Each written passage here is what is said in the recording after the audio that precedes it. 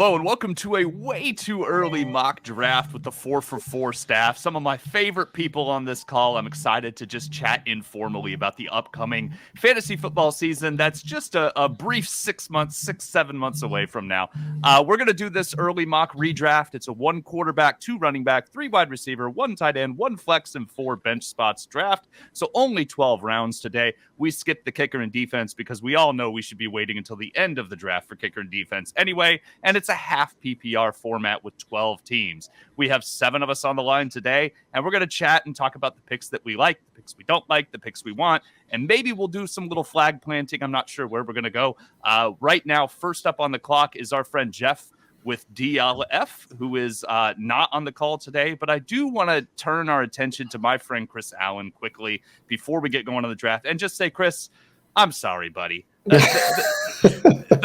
Bengals had a wonderful season. They're going to be back next year. How you holding up? I'm fine, actually. Jen messaged me yesterday, asking, or just saying she was sorry too, apologizing for the way things wound up. But honestly, I'm not that mad about it though. Just looking at either, whether it would have been the Eagles or the 49ers, I do think that the Eagles roster, they're just stacked from top to bottom. I didn't really see a path for, Cincinnati could have pulled out the win. Obviously, anything can happen. It's a 1-game sample, yada, yada, yada. But I do think with the way that the playoffs ran out, losing almost like an offensive lineman every single week, hopefully they go back, and with the cap space that they have, I think they're top 10 in terms of cap space available. They should be able to retool their roster, hopefully bring in some more players on the defensive side, and we should have a better shot at getting to the Super Bowl next season. Excellent. I'm super excited about the future of the Bengals, and I was wrong. Our own Jeff Hicks, who is on the call, was up first today and went with Justin Jefferson. I was talking a little bit offline before we started about this being the first year where I've seen Justin Jefferson being close to a consensus 1.01. Obviously, there's still some love for Christian McCaffrey, Austin Eckler, other players, but I don't remember a time where we've walked into a redraft season and thought to ourselves, Justin Jefferson is the guy as a receiver. Jeff, what made you pull the trigger on Jefferson? I think part of it is that I have PTSD watching him twice a year, being a Bears fan growing up. Part of it is just he's just so damn good. And it's very clear that even when you have guys like Jamar Chase, where they're in a good system, they have good players and stuff around them, that you could have some of those weeks where it can be a little bit different and what to expect from target share, actual production and stuff. And at least with Justin Jefferson, Adam Thielen doesn't have the same role. KJ Osborne is still more of a bit player and stuff like that. So, he's that guy. So that makes a huge difference. But seeing McCaffrey and Eckler go, I can't really complain with any of those either. Mm-hmm. Absolutely. Jen, I'm going to just kind of throw it to you. We saw McCaffrey and Eckler go off. I'm not really going to name off the picks since our viewing audience here is very intelligent and can see all the picks as they go. I do want to say, Jen, Travis Kelce going 4th. Our own John Paulson picked Travis Kelce. Is that surprising to you that he goes that high in a non-tight end premium league? No, not at all. We're at a point now. We saw this season. It's Kelce or no one. So if you're going to pay up, I think you're going to have to do it in the first, 4 to 5 picks. I just don't see, last year there was a little trepidation because of his age. I think we've seen now that that's not really an issue. So I feel like Kelce, if you're going to pay up and in your league where you just do not want to worry about, we saw how absolutely ugly tight end was this season. If you don't want to play the stream game all season, then just you got to grab him early. Excellent. It was so ugly after Kelce this year. Even our old stalwarts did not pan out for us, Jen. It was very upsetting. Our friend Justin down there, Cooper Kupp, any concerns about that injury or just the utter collapse of that offense and team this year, Justin, taking Cooper Kupp there in the first round? Yeah, absolutely. I don't know where his recovery is right now, but we saw what he can do even on that pretty miserable offense last year. They still have Stafford. I'm sure they're going to address the offensive line through the offseason. So, he has top 3 wide receiver finish upside, so I don't mind him there. Yeah, absolutely. Neil, I want to ask you real quick, not about your pick, which was Jonathan Taylor, which makes perfect sense. Saquon Barkley just went to our friend over at DLF, Jeff Smith. And I'm just curious, do you have any reservations about Saquon Barkley coming off that bounce back season, going into free agency on this Giants team? What are your thoughts on Barkley with the uncertainty on that team? The uncertainty is worrying because, this is a team that has basically come out and said, we're going to pay our running back. And as soon as anyone says that, I start, alerting the nurse that it's time for their nap and things like this. But it's until we know, are they going to pay Jones big money and then maybe tag Barkley, or are they going to do it the other way around? Or, personally, I'd like to see the Giants make the wrong decision. Mm-hmm. Because they seem to have a track record of doing that. But we saw that last year they started the season making him the workhorse, and then towards the back end they sort of tapered off a bit and made it. I'm not saying they put it all on Daniel Jones, but they certainly gave him more to do. But I think we probably still got at least another year of Barkley, as long as he stays healthy, giving us fairly elite production. So I don't have any great concerns about him at the moment. Excellent. I'm happy for that kid. Just happy that he came back and had a good season after, being kind of struggling with injuries and things of that sort. Andrew, we just saw Kenneth Walker go to Jeff Hazley, our friend Jeff Hazley. Kenneth Walker, that's the first time we've seen a second year back in this draft so far. Went ahead of Breece Hall. Went ahead of some other options that are out on the table, including Derrick Henry and Dalvin Cook, Joe Mixon. What do you think about Kenneth Walker at the end of the first round, and is this a trend we can kind of expect going into next season? I don't hate it at all. It's kind of hard to fade him just based on his production as a rookie. It is interesting because I feel like I was just looking at kind of what ADP was for, obviously you're pulling from a pretty small sample size at this point in the season, but it seemed pretty common that there were like 2 to 3 max running backs going in the first round, which would, if that were to pan out in reality, would be unlike any other draft year that I can remember. So it's just interesting in terms of, I think you're going to regret, players are going to regret if that ended up being the case. I just don't feel like you're going to hit on that many first round wide receiver / tight end options without having the ability, to lock down that really strong kind of anchor running back. And just in terms of play volume, it's kind of hard to not like a Walker pick in the first round. I love that kid. I hope he can do it. Obviously, we got to see what happens with Rashad Penny. He's going to be a free agent again. Can't imagine he's going to get a big deal. Maybe he comes back on a 1-year deal, but can't deny the talent. I'm excited. Jen, receiver, number one, you went receiver at the back end of the first round. That's something I know you and I like to do. Number two, you just taught me that I can't wait on CeeDee Lamb, which is going to make me sad now. Now I'm going to have to reach on CeeDee Lamb, and I don't want to do that. I feel like I reached on him, to be honest. I almost went Hill. I was close. But without knowing the quarterback situation in Miami, I guess, are we to assume Tua comes back? Maybe he physically can't. I don't know. It's really early as far as his concussion situation, his career. We don't, so I went Lamb. I don't know. I don't know that I love it, though. I'm going to be honest. I love it. He was so good when Dak was playing. When Dak wasn't playing, he struggled, but he was so good when Dak was playing. Let's see here. So I just took Nick Chubb, Najee Harris, Nick Chubb. I apparently am going running back, which 5 years ago would have been very normal for me. Nowadays, I like to mix it up a little bit.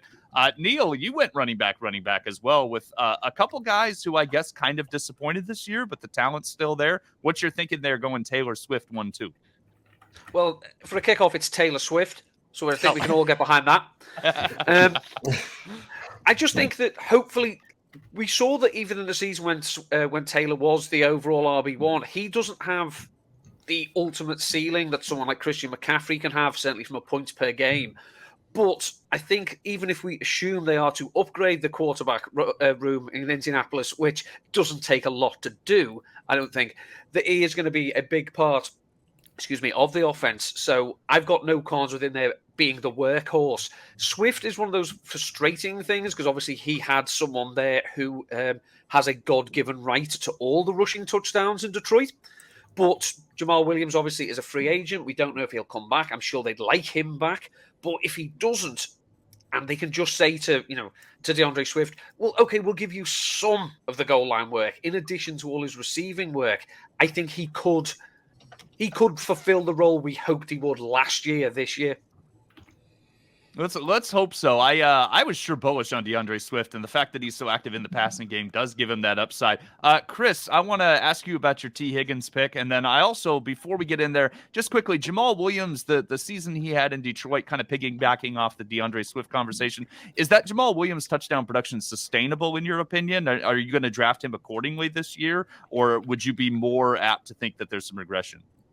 Is that for me or Neil? Chris. Oh, yeah. I think sustainable. I mean, the usage, I think, is sustainable because Detroit found at least a way to efficiently work in both him and DeAndre Swift. Now, can I see DeAndre Swift like working into that workhorse level back that we all like want him to be? No, just because the offense continues to move the ball effectively, like with the two kind of working in tandem with each other. And am I expecting him to, what was it? He broke, who was it, like Barry Sanders, like record or something like that this past season? I'm not expecting that. But can he get back close to like double-digit touchdowns because he gets the short yardage work, he gets the third down work? I mean, yeah, absolutely. I can see that happening again next season. And tell me about your T. Higgins pick. 19th in fantasy points per game last year. Not quite as high as you drafted him. Obviously, the talent is there. The offense is worth investing in. What made you pull the trigger on Higgins in the late second round? It's just more about the bet of this offseason, them kind of revamping or like having another evolution of what that passing offense is going to look like. So much of the offense was predicated on whether or not like Ja'Marr Chase was going to be healthy. And we saw more of those spike weeks when Ja'Marr Chase was out. My hope is that during the offseason that they do a little bit of soul searching and find a way to incorporate all three of them. I mean, including like Tyler Boyd being put into the mix a bit more versus just using Higgins as more of that jump ball contested catch receiver, which we saw being at least useful in the playoffs. But on a week-to-week basis, my hope is that they try and find a way to get them both on the field and both used effectively, both not just as, again, like a downfield threat, but also, I mean, T can also run like a produce after the catch as well. So my hope is that we see more of an evening out split between the two of them versus what we saw this past season where it was Ja'Marr Chase at 28, 29% target share and T more down in like the 21, 22% range. Yeah, full talent available to the Bengals with T. Higgins. Obviously, he does everything well. Our own John Paulson took Jalen Waddle in the second round, started out with Kelce Waddle. That's two Dolphins receivers in the second round, which obviously would have panned out this season. But Jen, as a fellow Dolphins fan, I wanted to know what your take is. You talked about the uncertainty surrounding Tua and the quarterback situation in general. We know Mike McDaniel likes to run. Do you think that with that uncertainty that these two receivers can live up to ADP if it sticks to a second round? Yeah, I mean the talent. Yeah, I think so. I think there's no question there. They're both talented. We saw this year that they can both eat equally in that offense. So yeah, I think they're both there. I don't know. I mean, Waddle. Second round is interesting. I would have coming into this thought maybe he was an early third, but then again, I have no clue. We're not even done with this season yet, so it's a little early. But I think they both absolutely will have the potential to perform at ADP. Sure. I sure hope so. As a Dolphins fan, I'm hoping for nothing but the best in Miami for both those receivers, especially Jalen Waddle, because I just like to dance the penguin at my house. It just makes me happy. That a touchdown happens. I penguin. The girls get excited. Everything is fun. Jeff Hicks, you just took Joe Mixon and Aaron Jones. That's a nice start there. Two solid running backs and the premier receiver in fantasy. How do you feel about going Mixon Jones on the 2-3 turn from the one position? I would have felt better if it was T. Higgins. That would have felt a lot better if it was T. Higgins. And the reason, like, I agree with Chris's explanation, only if he remains a Bengal. Just because they're going to be running into some concerns with money for some of those guys coming up. And I just don't know if T. Higgins is traded like this offseason, if he's traded next offseason. So that's kind of the thing. But with my picks, Joe Mixon, the receiving work out of the backfield is nice enough. Even with Samaje Perine there for another year, assuming and it's a better offense. You want guys in good offenses. And then Aaron Jones, even with AJ Dillon, Aaron Rodgers, who cares? Like, It could be Jordan Love there too. I just think that he's multifaceted, and having two running backs that can, potentially push 50 to 60 receptions, it's going to be tough to find that a little bit later on with their rushing workload as well. Excellent. Yeah, it's exciting to see Mixon and Jones. It's exciting to see Higgins go this high. This is fun. Andrew, you took DK Metcalf, another guy who fell short of expectations this year, despite Seattle's offense doing a little better than we expected, I think. What made you go with DK Metcalf in the third round, considering he was 27th in fantasy points per game last year? I kind of like the opportunity for the Seahawks to improve offensively, with a full year Geno, where it was kind of like nobody, probably including them, knew exactly what they were getting. And I think they can adjust their plan enough around him to improve their output. And I'm also in a very weird place right now because I never go running back heavy early. So I'm certainly not used to the options. DK Metcalf, I was considering Devonta Smith here, but that seemed a little bit early. But, as far as being comfortable with him as my wide receiver one, it's a strange place for me to be. But in terms of upside, I think, looking at what he's got versus some of the other receivers in his vicinity, I kind of dig his upside. Sure. Obviously a ton of talent there. And when John Paulson has joined us. John, welcome. Thank you for joining us. Chris, I wanted to quickly ask you about Bijan Robinson. Our first rookie is off the board, early third round. What made you go with Robinson? Just looking at the available running backs that were there, and I know it's like half PPR, and if it had been like full point PPR, I might have pulled the trigger at my T. Higgins pick. But just looking at the fact that he has one of the few running backs coming out of this upcoming class that has both the rushing and pass catching upside. This is according to Anthony Amico that came out earlier today. For in the past, there's probably like 15 to 20 years or so, only running back prospects to eclipse 400 carries, 40 receptions, and average at least 6 yards per carry and 10 yards per reception since 2000. Reggie Bush, Jamaal Charles, Duke Johnson, Christian McCaffrey, Leonard Fournette, Dalvin Cook, and Bijan Robinson. So it's a good list to be a part of. And with the fact that he's probably going to be one of the highly touted running backs, we can expect high draft capital from him too. So we can reasonably expect a decent workload for him coming out of the gate. So, all in all, I think the third round might be a little high, but I'd rather take him, at least see where my team falls now versus waiting until midsummer when he gets steamed up into, let's say, like the mid-early second or something ridiculous. Sure. I love me a rookie running back, and I think I thought it was Brian Robinson. I was like, all right. That's an interesting pick. I like big hats. What's wrong with that?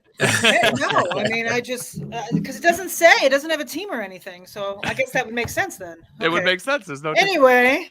John alluded quickly that you had joined us. Thanks for coming on. You also kicked off the quarterback start in this draft, the early third round. Patrick Mahomes, first quarterback off the board. How do you feel about that? Yeah, I'm happy to be here. I wasn't expecting to actually be on camera, but I wanted to hear you guys pan my picks. But thanks for Sal for putting me on. I think looking at the early ADP at Underdog and just the nature of the quarterback landscape, I don't know that late round quarterback is going to be as viable of an option. I'm sure there's going to be some guys pop up like Geno Smith did this year where you can go real late, but and get somebody good. But I kind of am approaching 2023 wanting to get one of these top tier guys because I think they're so valuable compared to the low end QB1, high end QB2 types. So there's a little bit more of a disparity, I think, with this top tier. So I was looking at it at the end of the second round here when I took my Waddle pick there, and I was thinking, well, I think I thought maybe there'd be one or two quarterbacks already gone. And I figured that if I went receiver there, I should be able to get one of the top three guys. And, they all three of them were there for me in the third round. I wasn't going to wait any longer. And I was kind of thinking about Robinson there. Maybe in the fourth, I was hoping that you'd all forget about rookies and not know that he was available in the draft room. But I think he'll be a strong, rookie running back this year. Excellent. Well, it certainly kicked off a little bit of a quarterback run there. Neil took Josh Allen, and then I took Jalen Hurts for the same reasons you outlined there, John. I want one of those top three, and he was the last one left. I didn't want to wait. Justin, you kicked off the sophomore receiver approach here with Garrett Wilson, and also your third receiver in 3 rounds. So take us through your approach to the sophomore receiver class, and also your approach starting 3 receivers in this draft. Yeah, absolutely. I was pretty set on Jalen Hurts there till you sniped me. That's fine. Just hoping for a little Eagles pairing here. I like Wilson just as a super high upside guy, depending on what they do with their quarterback situation. It might not pan out, but if I can have like 3 possibly top 15 wide receivers on my team, I can kind of deal with the rest later.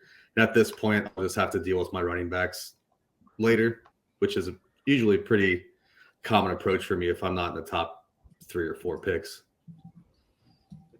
So Jeff went with Chris Olave. What made you decide to go Wilson over Olave? Both obviously coming off really, really solid, rookie receiving years. Yeah, that's kind of a coin flip, honestly. They both have questionable quarterback situations. We'll see if Dalton's still around, or I don't know what's going on with Winston either. So I think they're kind of both in quarterback purgatory there. So you could probably convince me on either one. Sure. Jen, Dalvin Cook, your first running back in the 4th round. Dalvin Cook in the 4th round. I mean, I had to do it. I don't want him, honestly, but he's in the 4th round. Whatever. He's there. I really was, I got kind of sniped a couple times on this last round. So it was a bit of a scramble. I was somehow hoping that you guys waited and then I was going to end up with a Diggs Allen stack. But that obviously did not happen. So, I mean, do I love Dalvin Cook? No, but I think in the 4th round, I think that's a pretty good value. And then Michael Pittman, why did you decide to go Pittman over the other available receivers? I feel like this is a point in the draft where the receivers are kind of a big bunch of talent. What made you decide with Pittman? I just kind of went youth there. Like I was looking, like you got Evans, you got Allen. I don't know. It was more of just I'm going to be honest, it was kind of a panic pull, but at the same time, I don't hate it. I mean, the talent is absolutely there. It will depend on quarterback, but I just kind of went youth. Excellent. Neil, we just saw Amari Cooper go to Draft Buddy, went out there. Just curious, Neil, what your take is on that Browns offense. Are you buying those weapons, hoping that Deshaun Watson can rekindle some of the Houston magic in year 2? You'd like to think so, because obviously they do have some talent there. You know, Cooper had a quietly nice season. You know, it's almost as if the Cowboys could have done with a player like him, but, you know, who cares? You've also got, Njoku. We know they want to run the ball. And it just feels that this offense should be better than what we saw. I mean, it's a bit of a hindrance when your quarterback doesn't play for 700 days for a number of reasons that we won't go into, I'm sure. So, I mean, I don't hate Cooper because he seems to be that you know what you're going to get from him. You know, he's probably never going to have the astonishingly high weeks. He's going to have a couple of weeks where it's just like, my God, why did I start him? But most of the time, from where he's gone in the draft there, with all the wide receivers who've gone ahead of him, I don't hate it. I mean, they're going to have to pass the ball because it's a rather competitive division. So, yeah, don't hate that at all. Excellent. I just took Terry McLaurin. I just keep taking Terry McLaurin every year. He just, it doesn't matter that he disappoints at ADP. He's still really good. So I'm just going to keep taking him until he retires. I've decided that's just going to be what I do. John, you talked about Bijan Robinson a little bit and the talent that you've got and where you go. I was just curious, do you have a favorite landing spot for him or a place where you're really hoping as we watch the draft that they add Bijan Robinson? Because I was looking at the landscape of running backs around the league, and it doesn't seem like there's a glaring spot that says, okay, this is where a rookie back comes in and gets 20 plus touches. I'm just curious your hopes in that situation. Yeah, I mean, this is really early. It's January 31st. I haven't looked too closely at. Wait. You haven't completely dove into this yet, John? What are you talking about? I did actually put together some rankings for this draft because I didn't want to come off and do a terrible job. But I just took Josh Jacobs. He's a free agent. It doesn't seem like Vegas is going to re-sign him. So, if he goes elsewhere, it'll likely be as a lead back, bell cow type. And I think Bijan could land with Vegas perhaps. We're going to have some running back turnover, I think, around the league, but nothing else right now is popping out as a great landing spot for him. Perhaps Atlanta. Yeah, so it's a little dicey, and we're not even into draft time yet, so we really haven't taken a close look at this. Excellent. Chris, you just took Keenan Allen. Same question to you, since you took the rookie, the vaunted rookie. Where would you like to see him land? And then how do you feel about Keenan Allen in the 4th round? For Keenan Allen, I kind of like it. I do have some concerns, like overall, about this Kellen Moore, Justin Herbert pairing. I mean, not just for the sense that we could see Justin Herbert start to push the ball a bit farther downfield, which was a huge part of why we were appreciative of Dak Prescott and the Cowboys offense. But in terms of like the timing routes that Kellen Moore was using, like down in Dallas, I mean, that's still a pretty big staple, or I would assume it will still be a staple of the Chargers offense, like moving forward. And do they have the guys that are capable of doing it? I mean, outside of Keenan Allen, who do we really expect to be able to be those guys to kind of that we want Herbert to hit those types of routes on? I mean, Mike Williams, more of a contested catch type of guy. Joshua Palmer he's fine. DeAndre Carter, like more of a down the field threat. Gerald Everett. I mean, just the personnel essentially, it kind of feels like the same type of personnel that Kellen Moore was dealing with, like back in Dallas. And Keenan Allen really is the only one that kind of fits into that CeeDee Lamb, like interior slot man beater like type of role. So I think he's probably right now, outside of Austin Eckler, since I picked him up earlier, he's like, those two are probably like the most comfortable pieces I feel drafting out of the Chargers group. But yeah, it's kind of a dice roll, but that's just kind of my first blush at the Chargers offense. But for Bijan specifically, I think John laid out like a pretty decent number of potential like landing spots. I'm trying to think of some other places that could potentially like use a guy like him, and nothing's really kind of shaping up, or at least doesn't make sense. I mean, I've seen folks like talk about like Dallas adding him because, Tony Pollard is likely to walk like as a free agent like this season. But it seems like a Jerry Jones like type of pick with Ezekiel Elliott kind of being on the back end of his career. But I can't, again, thinking out like just coming to mind, I can't think of a place that could like really use him in the way that from a fantasy standpoint would wind up like being like essentially like productive in the way that we want him to be. I think Miami might be a good spot. Miami's a good spot. Yeah. Good spot. Mm-hmm. Yeah, unfortunately, Miami doesn't have a 1st round pick, and I gotta think he goes in the 1st, right? Maybe, because I think just like last year, we kind of saw like the teams kind of shying away from at least like wanting to invest highly like into running backs. And maybe that's kind of a shift that we see like moving forward, as teams are more apt to want to try and like cycle through them as quickly as possible, just knowing about the half-life of the running back position, that sort of thing.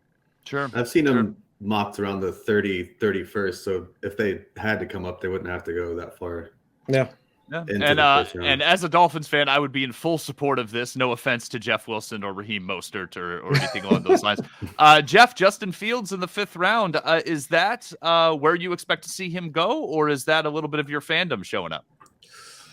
Yes, is the answer. I think you're going to see a drop in rushing just naturally. Like part of that was, hair on fire, safety.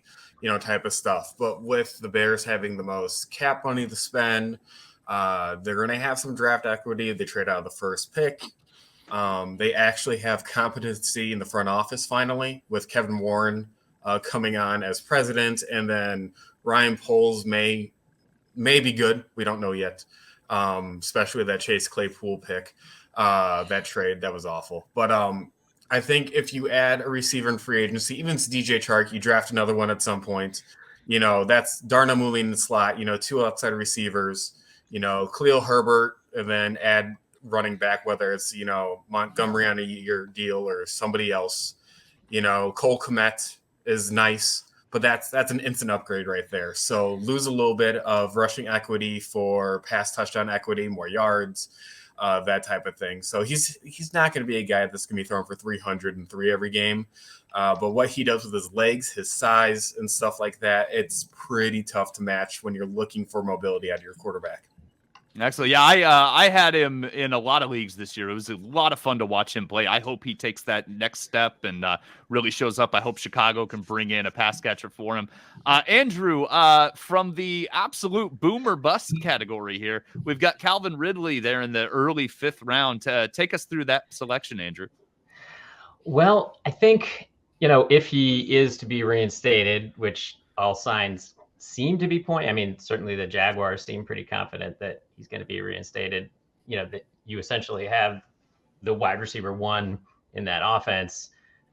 Deep wide receiving course, so there's a little bit of target volume concern there where, for him to be a true alpha number one, but, you can't forget about the last time he was on a field. He performed exceptionally well. And it's I think more of a bet on talent than anything. I mean, who among us doesn't like to bet on a game? He's fun.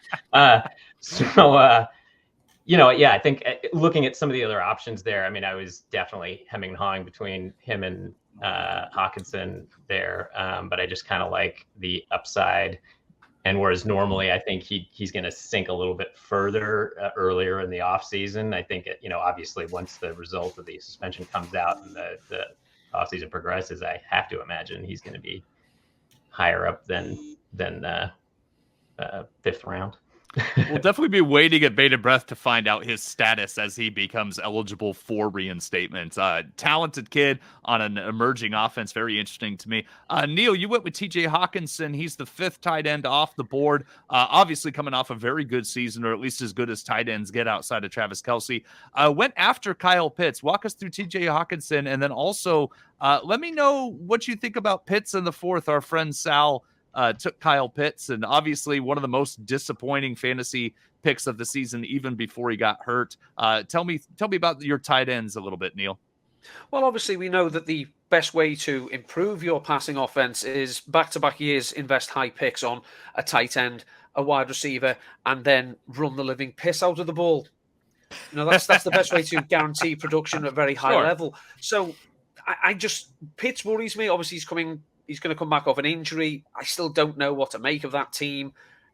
Arthur Smith just seems like he's here just to troll fantasy managers and not actually win games, which, if that is your goal, then, all power to you, noble pursuit and all that. But I just think that when we saw what Hockenson did when he came to the Vikings, I mean, he was second to Travis Kelce from week 10 onwards in most of the key receiving stats.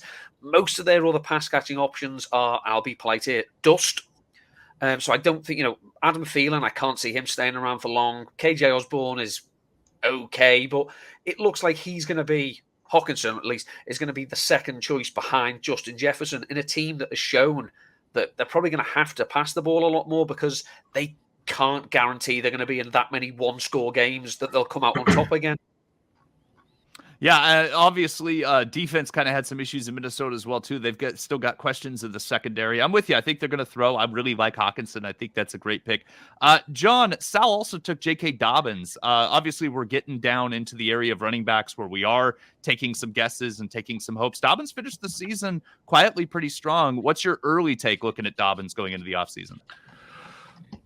Yeah, I mean, I think it was funny watching him get into arguments with Ian Rappaport, and then, he ultimately was, proven wrong. He wasn't ready to play at the start, but once he got out, I mean, we know he's a talented guy. I think the issue with Baltimore over the last several years has been sort of a timeshare in that backfield, and we did see some of that with Gus Edwards, but then we did see some games where they were leaning on Dobbins, and he was basically the bell cow. And if he gets into that sort of role, that's great.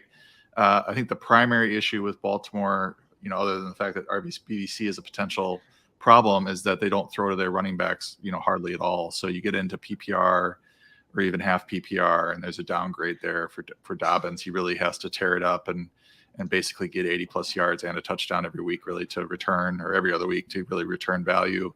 But young, talented guy. He's going to be a year removed now from this injury, and should have a strong season. Excellent. Justin, you took Javonte Williams there at the kind of middle tier of the fifth round. Javonte Williams obviously upside, but with how much Denver struggled last year, what has you hopeful about that offense? Not a ton. He's still also recovering, right? Yeah, he's still also recovering, so it's a possibility he's not even ready for week one. But just the idea of someone who could really take the whole backfield moving forward. There's not a lot of options left. Maybe Dameon Pierce, but you would think they're going to add someone who's a little less of a bruiser there. I have no idea who Gibbs is. Jahmyr Gibbs, he's kind of the consensus number 2 running back in this draft class. That's what I figured. Where'd he go? He's Alabama. Where's he currently going? Okay. Oh yeah. So I should probably know that. There's got to be some sort of upside in the Broncos offense. They didn't show any of that last year, but I don't know. With all the hope that we had going into the 2022 season, maybe there's a bounce back in store here. Sure, that makes sense. John, I'm going to go back to you. I know I just asked you a question, but we just saw Christian Watson go in the 6th round. And since you're a Green Bay Packers fan, and Watson sure had some fire weeks this season, what do you think about Watson, where he's being drafted? Do you think that's a good value? Well, I mean, all due respect to Jeff, I understand the upside there, but for him to go ahead of some of the veterans that are still on the board seems a little optimistic to me, given the quarterback situation in Green Bay. We just don't know what we're going to get, and if it's Aaron Rodgers, then I can sort of see it. If it's Jordan Love, then we really have a big question mark at quarterback in terms of what type of player Love is and what this offense will look like with Love under center. Certainly, like, as a Packer fan, I'm happy that he broke out. He really broke out in a big way, but I think given the other players available right now, it's a little bit optimistic to take him. Makes sense to me. Jen, you just took Dalton, Schultz, and Dameon Pierce. Obviously, nice, solid running backs for going so late. I'm curious about the Schultz pick. Schultz combined with Darren Waller, Dallas Goedert, Dawson Knox, Pat Freiermuth, kind of a grouping of talent there. What made you decide Schultz over the other available options? I don't know. I was just kind of, like you said, I mean, they're all kind of together. I just, Waller, we don't know the quarterback situation there. I had a lot of Goddard this year, so I kind of got burnt out from him. Knox is hit or miss. I mean, they're all kind of the same. Schultz has been pretty solid. He's just been a guy that in that offense has always shown up when need be. So I just kind of went that route. I probably could have waited. I wasn't really sure, though. I didn't want to kind of end up in the, Gesicki-Higbee category. So that's why I pulled the trigger. As we know, Mike Gesicki still not Jen approved. Oh, no, not approved. Never. And I was right, by the way.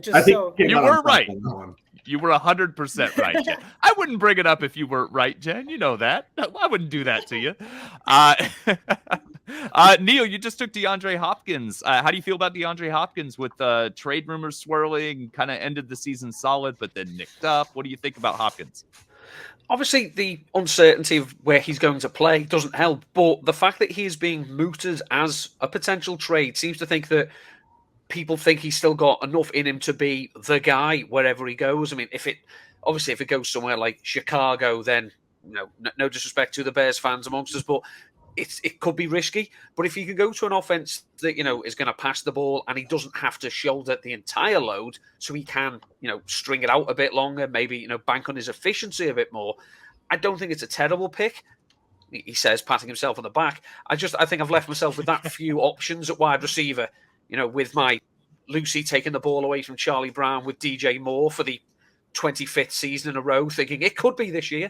There's not an awful lot else at wide receiver to bank on. So excellent. I like him. I've always loved Hop. I've always really enjoyed Nuck. So Chris, Brandon Aiyuk, I would say one of the most least talked about good seasons this year Brandon Aiyuk had. How do you feel about him rounding out your starting wide receiver core? I think he's like one of the receivers I'll probably be targeting the most. And this is just because if you look at like his usage stats, especially in the offense, everybody looks at it's Debo, it's Kittle because the touchdowns and his connection with Purdy. And then, of course, like Christian McCaffrey kind of starting off the entire skill position group, considering he went like, what did he go? Like second overall, like right before my pick in the first round. But Aiyuk is still like, third down usage, still used like once they get into the red zone and capable of generating yak. But he's one of like the lesser talked about players in San Francisco, despite being as productive, at least from a target utilization standpoint. So I'm excited. I mean, it's really just about what the quarterback situation is going to look like now with Purdy debating on if he's going to get surgery and all that. If they bring back Garoppolo, Tom Brady, I guess, is heard like rumored to be in the mix or something along those lines. So either way, regardless of who winds up being under center, we know that Kyle Shanahan can at least generate an efficient offense, and Aiyuk has been a part of it. And like you just mentioned, he was effective throughout the entirety of the season, even up until what turned out to be kind of a bummer of an NFC Championship game.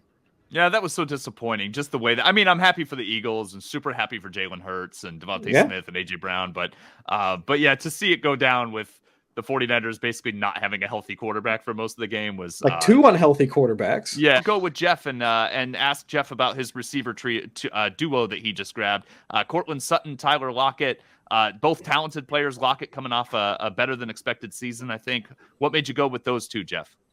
Well, very much like we're seeing with players such as Javonte Williams and Jerry Jeudy. Like, I don't know if it can get much worse for some of these Broncos players. So you're just kind of betting on like even just a floor being, sustainable, that type of thing. So like that's and just Sutton's just so good, just such a good player to be getting, in the 6th round. And same with like Lockett, like just criminally underdrafted last year. Just one of those guys that especially when we're talking half PPR and PPR, he's just one of those guys that you want to have because you're going to have a floor more often than not. And even when he does catch 1 or 2 balls in the game, sometimes those are the games where he gets, 20 yards per catch and stuff like that. And clearly they're going to try to build something with Geno Smith. That offensive line just got so much better just by drafting 2 tackles last year. So they're probably going to add at least another young guard probably or center somewhere in there. Like the arrow's pointing up for Seattle, like at least, like especially with some of the cap hell situations that like the Rams have, or not having the best draft capital because teams have been so good for so long. Lockett's secretly one of my favorite non-Dolphins in the league. He's just fun to watch. At least once a year, I see him make a catch that literally makes my jaw drop. Mm-hmm. Like it's just amazing to me. Andrew, welcome back. I know you had a crashing situation, which happens from time to time. I was going to ask you about Darren Waller. I'm going to change the name of your team to the range of outcomes team because you've got so much upside, downside risk. It's fun. What made you go with Waller there in the 6th round? Well, yeah, you've got the combo of whether his recovery this year was more of a not quite ready to return, or whether it's an indicator of a bit of a fall off in production. And of course, the larger unknown at quarterback. I guess I'm looking at it as, if he does come back to full health and back to, if not, prior performance, at least close to it, it's hard to see a quarterback situation that wouldn't be somewhat of an upgrade.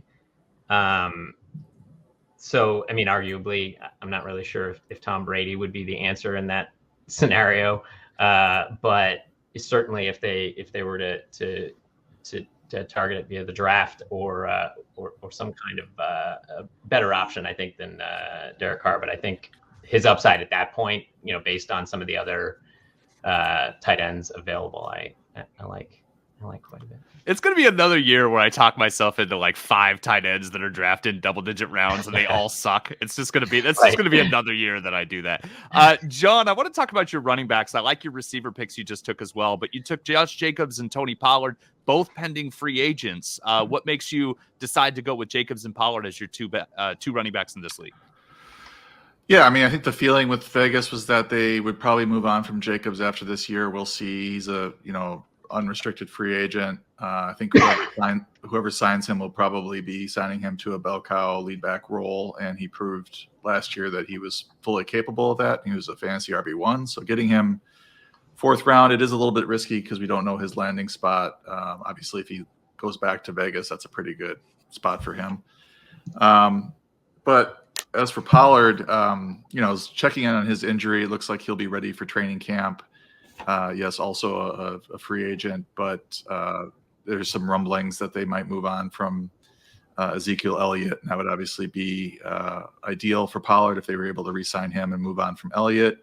But even if they're both back, then we saw this year that Pollard took over basically as the fantasy RB1, even though Elliott was getting some of that short yardage goal line stuff. But again, if Pollard moves on, I think he'll go to a team that wants him and was willing to spend. He's definitely one of the best young running backs in the league. So I figured, early 5th round is a pretty fair price to pay for that. Excellent. Chris, you took Evan Ingram, which I love that pick at this stage. It's another tight end that you never know what's going to happen. Jacksonville sounds like they might want to pay him. I mainly want to get your take on Cam Akers, Chris, because I know you've never been a big Cam Akers guy. He finished the season real strong.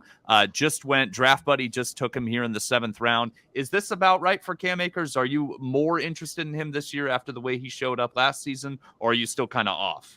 No, I think I'm a bit more interested at that cost. I don't see much of an issue with it. It's just my thing has always been about the projected touches and utilization for him, like once they get on the field. Because even when like Cam Akers got drafted, I was like, okay, well, everybody was so ready to just like toss like Darrell Henderson like off to the scrap heap. He stayed around. Malcolm Brown like mixed in like at some points throughout the season. So while it didn't turn into just a complete catastrophe in terms of becoming a full-on like RBBC, we didn't see Akers getting the requisite touches. We essentially want him to be a, let's say, like bell cow role, which, I mean, when I think his rookie season, he was drafted all the way up in like the 3rd-ish round, somewhere in there. So that's what you're kind of expecting. But now that things have kind of mellowed on both his usage and also the Rams offense in general, and we're hoping to see, like Justin was saying earlier about the Cooper Kupp pick, hopefully he comes back.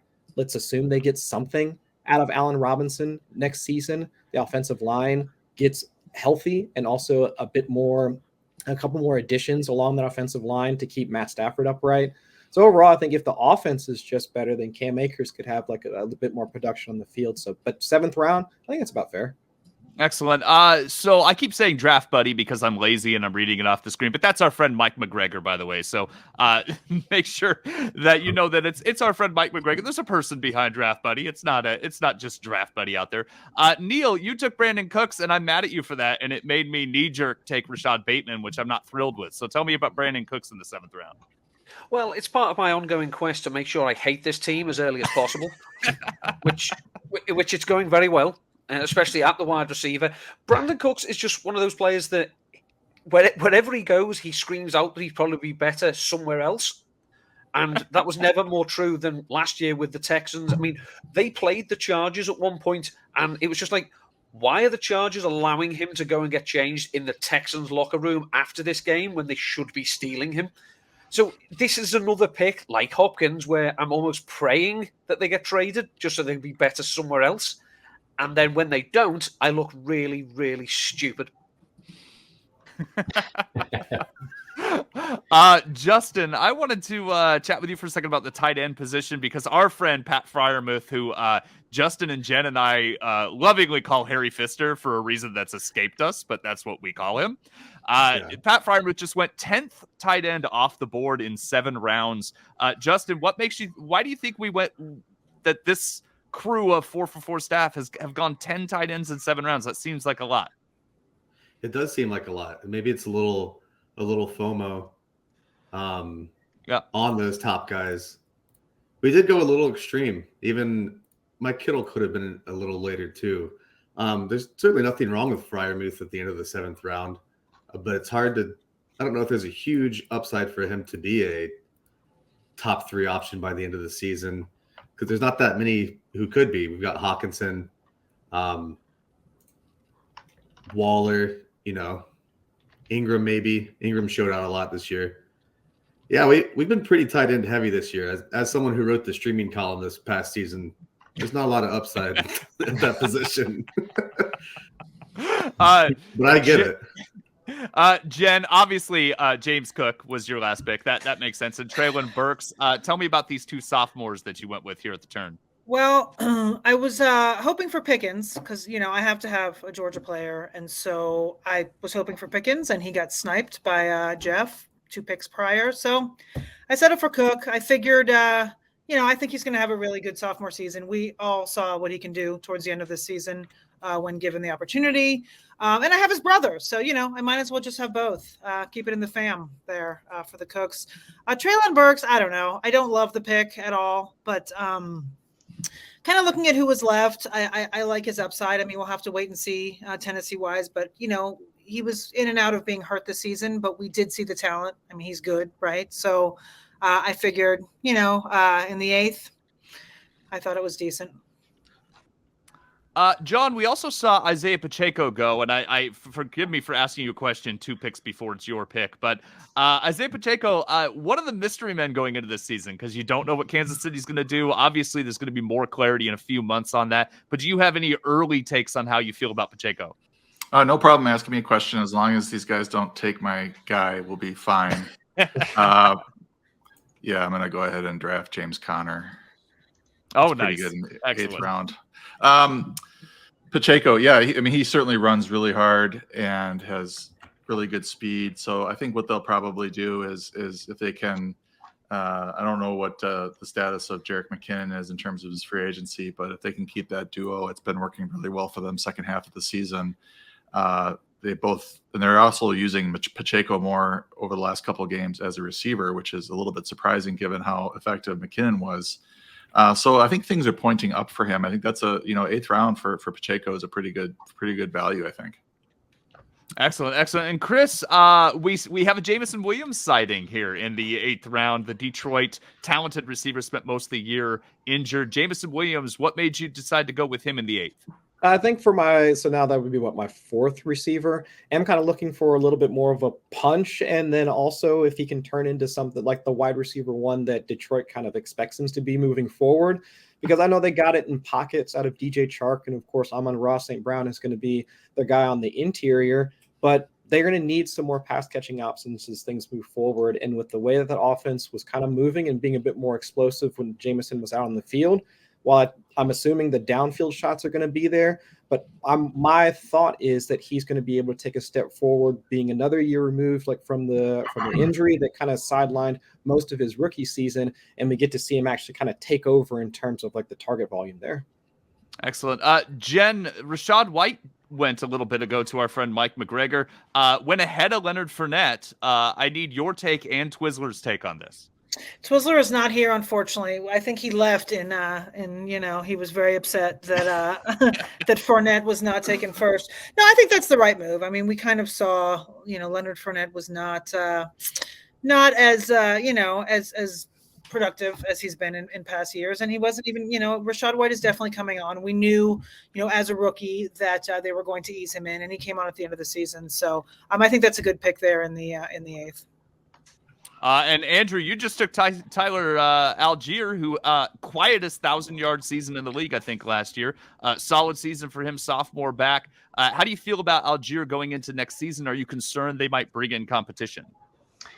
He definitely, is a Michael Carter 2.0 candidate to be destroyed by an incoming running back. If it doesn't happen, it's hard not to like how he closed out the season. The last 4 games, he really impressed. And, when they gave him more opportunity, he did quite a bit with it. Still has some receiving chops, whether or not they'll get utilized or not, I think. But I really like his upside. I was actually debating there between Algier and another rookie. But yeah, I think Algier for his at that point here in this round, I think it's in the 8th, a pretty good value for a RB3. Certainly finished the season strong. John, I want to go back to you real quick. You took Christian Kirk there in the 7th round. I wanted to talk about Kirk. Had a great season. Absolutely worth that ADP if he can repeat it. With Calvin Ridley potentially coming back, any concerns that this might be the max you can see from Kirk? Well, if he repeats it, then I think 7th round pick will be a really good value. Yeah, when I saw the Ridley pick in the 5th, I love Calvin Ridley, and I think when he was still with Atlanta, we were looking at him as a 3rd or 4th round pick, and so early 5th, I think, is a little bit of hoping that he is still the same player coming into Jacksonville. He's got to carve out a new role. So I'm not convinced that Ridley will necessarily out-target Kirk or even Zay Jones. So they're just going to have 3 good receivers that are going to each get their own share. And I don't, it might be the best value might end up being Zay Jones in the 9th or 10th round, wherever he goes. But I think Kirk, they spend a lot of money on him, and he delivered this year. So I think, heading, I like Kirk in the 7th better than Ridley in the 5th right now. But if Ridley comes into camp and looks like his old self, then I think he's that ADP will serve him well. Excellent. I'm super happy for Christian Kirk. Just the criticism he got last year, just because he signed a big contract, and then to come out and play well, I was just happy to see that happen. Neil, Darnell Mooney, I just got to go back to you and see if you're continuing to go the same way you went before, where you're trying to hate your team. Does Darnell Mooney fit into that strategy, or did you deviate? He's something of an interloper in that, while there is lingering resentment, I don't actually hate him, especially not at this pick. This stage, he is one of the few wide receivers that the Bears have had in, the last 30, 40 years that people can think, well, actually, that might be a viable performer. He's not going to be a target monster because I think maybe it's still going to be a fairly run-heavy team. Obviously, you'd hope they'd ramp the pass attempts up a bit, but this is a team that should bring in some competition. But just to stop the bleeding of self-loathing, I had to go with a player that I have some affection towards. So that's why he's here. He was the tourniquet I went with there. Can I add something on Mooney? I think you're on mute there, Brandon. But as I was trying to talk myself into Mooney, I looked at his scoring from week 6 to 11, and that's kind of when Justin Fields' passing sort of went off, or at least increased a little bit. And he was the number 16 receiver in that span. So prior to that injury, he was definitely trending up. And so I had talked myself into him potentially there in the 8th round, certainly in the 9th round, but he obviously went a couple picks before me. But getting Connor there, I think is pretty good. But I think Mooney, we're getting to the point where we're all like, maybe doing splits. We're looking at players' ages to see if it's a reasonable age at this point. I haven't done any research on any of this, but Mooney, number 1 receiver still for the Bears. I don't think Claypool's going to take that over. I think he's a solid pick there too. Also, still pending, I've sent out many requests to Darnell Mooney's team to create a podcast called Over the Mooney, a late-night dating show for those in the Chicago area. So far, he has not reached back to me, but I assume it's going to be a project that we take on this offseason. Over the Mooney, coming Thursday nights, at least I expect. Jeff, you went with Zeke Elliott and Khalil Herbert. First off, Zeke at this stage of the draft, it's interesting to watch where he goes every year, considering he continues to have a role. And then I want to hear your take on that Chicago backfield in general, considering David Montgomery's free agency status. So Zeke is I agree with a lot of people. I think Pollard's gone.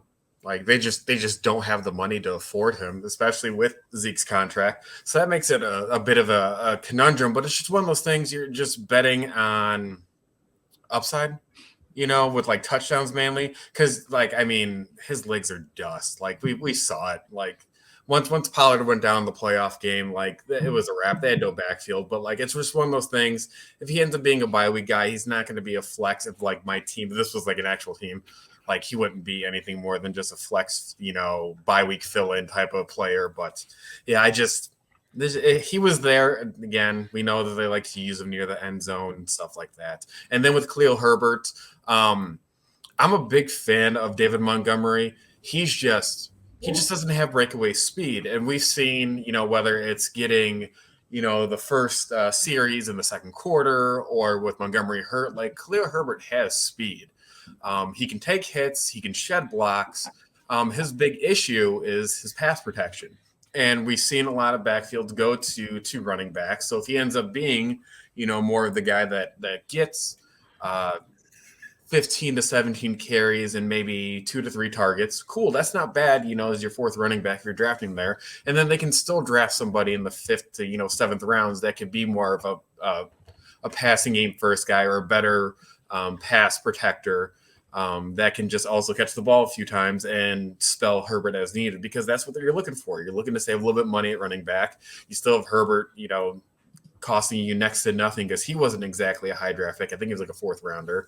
So, it's just one of those things where you can get some bang, you get some good long runs out of him, and just fits a nice role as a guy that can eat yards when you need him. Justin, I hate you. I know. Yeah. I knew you were eyeing him. That's why I told him. Andrew, Andrew broke the rookie receiver seal there. Tell me what you like about Johnston there, Andrew. Well, in terms of this wide receiver draft class is deep, but I think he's one of the only surefire X receivers in the class. Dude is 6'4", projected to run a 4.4, just one of those physical freaks who was probably going to break things at the combine. And, obviously that's going to be landing spot dependent. And the hesitation is, despite him being, having all the measurables, he never really dominated in college, and TCU, ran him outside and quite a bit. And I think per PFF, like his best, he recorded under 50 yards in 5 of his 11 games, which isn't fantastic. 900 yards being his career high. But I think you have to question, the offense around him and his role in it, as opposed to that pure talent, and feel like betting on that pure talent. And I mean, 6'4", 4.4 is never a bad place to start. Yeah, always enjoy some size and speed ratio there at the rookie receiver spot. But the first one goes in the 9th round. Obviously, after the draft, things will change dramatically. It's always fun. Chris and I talked about this last year. Chris, do you like drafting rookies before the draft or after the draft better? I prefer after the draft. This is just based off of pure ignorance on my part. I don't do enough pre-draft analysis in order to be like, okay, well, based off of their collegiate skill set and then, where they could potentially go in the draft, I know like what their value is going to be. I just go with the flow. Like with the Bijan thing, I've seen Bijan in some high stakes drafts going in like the second. Actually, I've seen in one going in like the first round. So it's like, all right, I'll go with the flow. I'll take Bijan in the early rounds just to, as kind of to feel out like what the market's going to do. But I don't know enough about these guys as of right now in order to say whether or not they're going to be productive assets at their ADP. I'd rather just wait until July, August. Sure. When we have a better feel for not just what their skill set is, but if their skill set matches to the team that drafted them. Jen, you lamented Tua going to Justin there. Was that a pick that you wanted to make? And then what made you decide to continue to play quarterback chicken? He was really the only one I wanted there. And I almost took him actually on the turn prior, but figured that he'd make it back, and I did not. So now it's super gross. So I really don't care. Which is why I'm continuing to play chicken, because everyone else is very gross. It was in the minor gross, and now we're in full gross. So, yeah, I mean, unless people start taking second, which I see Jeff already did, I would think that people wouldn't take a second in a 12-rounder, but I guess people are. So we'll see what happens. Yeah. John, you just took Alexander Madison. I want to ask you 2 questions. First off, Jen just mentioned the second quarterback concept in a 12-team, 1-quarterback league. Is that John Paulson approved to take 2 quarterbacks in this type of format? And then number 2, what do you like about Madison? All right, I need some help with this pick. I'm 1 away. So before I answer your question, while he's waiting, I just want to throw out there, Brandon. I meant that it was only 12 rounds, so it's even less. Like it's 12 people, 12 rounds. Agreed. Yeah, that was why. Yeah. I wanted to see who goes here. Okay, Kenny Gainwell just goes. Chris just takes Kenny Gainwell. So and we actually have it clocked here, so I do not want to auto pick. Chris, what do you think about Kenny Gainwell and Alec Pierce, the 2 picks that you just took? Obviously, high upside players. What made you go with Pierce and Gainwell? For Gainwell, it's just more of a depth pick. I mean, Miles Sanders, we're assuming is going to come in and continue to be the starter for next season. But we saw Gainwell carve out like a decent role. I mean, still a decent pass catcher, good yards, like yards after contact as a rusher between the tackles. So from a usage standpoint, he could be like at least a decent bye-week filler, that sort of thing, considering my assumption is I'm going to have Austin Eckler, Bijan Robinson in there week in and week out.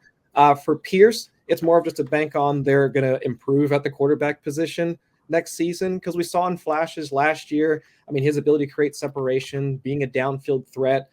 He was getting out targeting Paris Campbell, who was more of like their slot receiver, despite, so as a rookie coming in and being a downfield threat and earning targets, it's kind of a positive sign for me. And of course, since I went to UC, I'm happy to try and pick up one of my guys from at least one of my Bearcats if I can. Excellent. I love Pierce. The talent there is great. I'd love to see what happens with the quarterback upgrade. I'm with you, John. This is actually you've hinted on my strategy when I'm drafting with you is to distract you as much as possible when you're picking. That's it's my entire goal. That's what I'm doing. You ended up with Kadarius Toney there in the 11th. Did I force you into that pick, or was that a pick that you liked? And then what do you think about Madison? Oh, that was just kind of a panic pick. I think there is some upside there. He hasn't been able to stay healthy, but the Chiefs are kind of hurting at receiver, and I think that he could certainly emerge with a bigger role there. But I want to get back to Madison because I do think that he's a value pick, especially in the 10th round. He's a free agent, unrestricted free agent. One of my favorite things to do is to draft these really talented backups that are free agents before they go elsewhere. And I did that with Michael Turner back in the day, and Lamont Jordan, and Chester Taylor. I'm really dating myself, but Madison is the next in line here who may get a nice contract and go and be the bell cow. He's 24 years old, and we've seen him perform at an RB1 level whenever Dalvin Cook has been injured. So I definitely wanted to target him as my RB3 or RB4 in this draft, and I was happy to get him in the 10th. Excellent. Justin, you took one of my favorite players in the league, Sky Moore. Did not pan out as a rookie, but what makes you optimistic about him going into next year?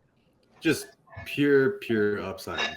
Like the most likely scenario is he's not going to do anything again. But we saw how they're struggling at wide receivers just this last couple of weeks. So maybe he inherits a bigger role as we head into the next offseason.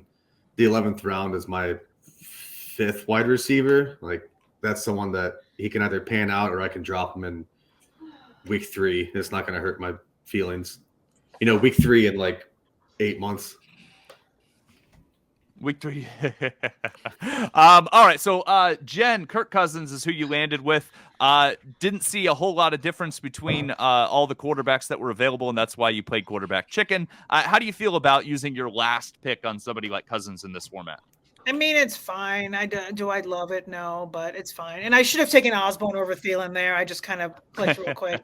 Absolutely should have done that. But I figured why not. I actually wanted Daniel Jones, and he got stolen from me by Mike as his second quarterback. So I'm fine with Cousins. I mean, listen, if Jefferson's the number one guy off the board, someone's got to throw him the ball, right? So first and last, I guess, there. True.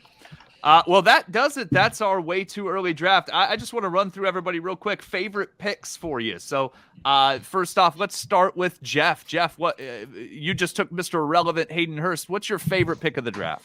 Well, I had to have Justin Edwards on my team, so that's why Hayden Hurst is drafted. And also Chigakonkwo got taken. I wanted him. But no, honestly, if Justin Fields ends up being a 5th rounder, which he's one of those guys that could absolutely get steamed, that's probably my favorite pick, just because I like that. But then, Justin Jefferson, having the first pick is really kind of annoying, but Justin Jefferson at 1, I felt pretty good with. It was either him or McCaffrey, so it's a nice way to start.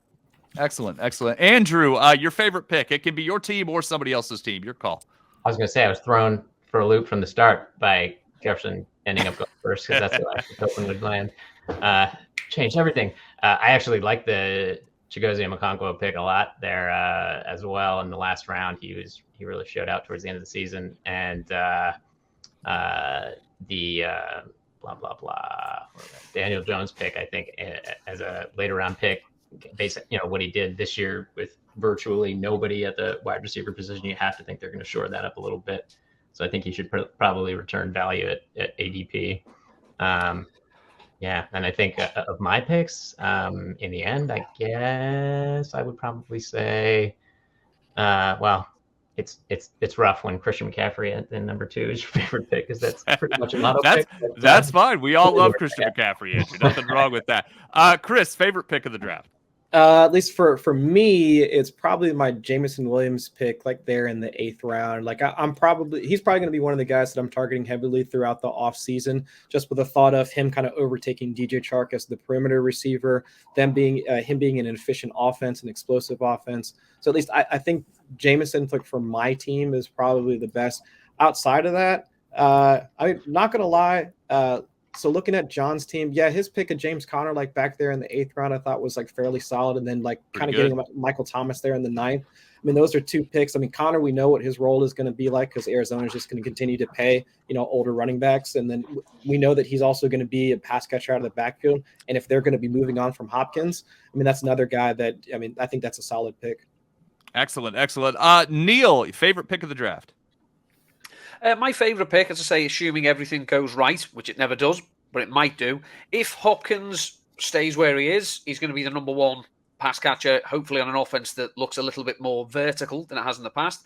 If he goes somewhere else and is the number 1, say if you're going to get a number 1 receiver at that stage in the draft, I don't think that's a terrible pick. The pick other than my own that I really like, and this again assumes he stays where he is Miles Sanders. Now, obviously, he's not going to be the workhorse because the Philadelphia Eagles have made it abundantly clear they have no desire to turn this offense over to 1 running back and 1 running back only.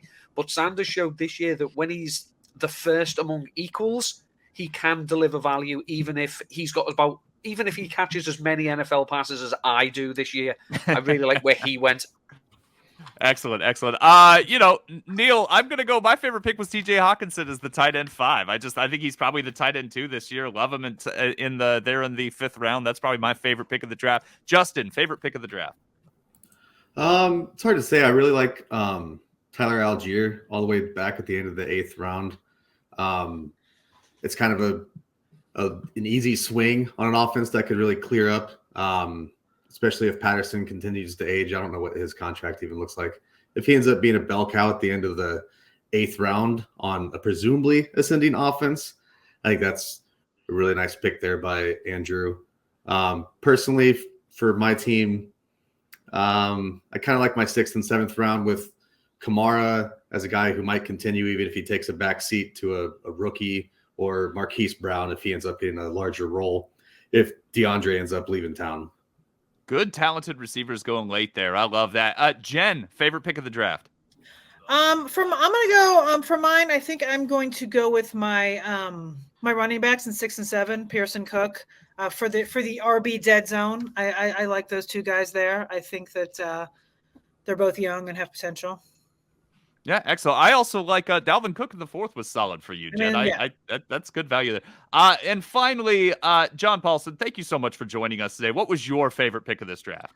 Oh, thanks for having me. I'm sorry to come in and step on anybody's toes. I just wanted to listen to not at all, John. The show's always better when you're here.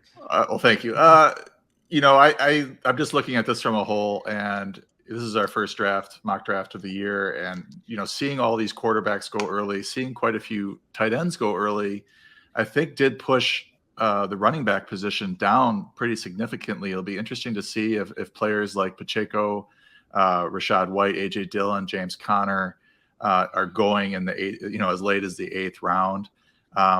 And I did think that the receiver position was fairly thin. Like there was a drop off there.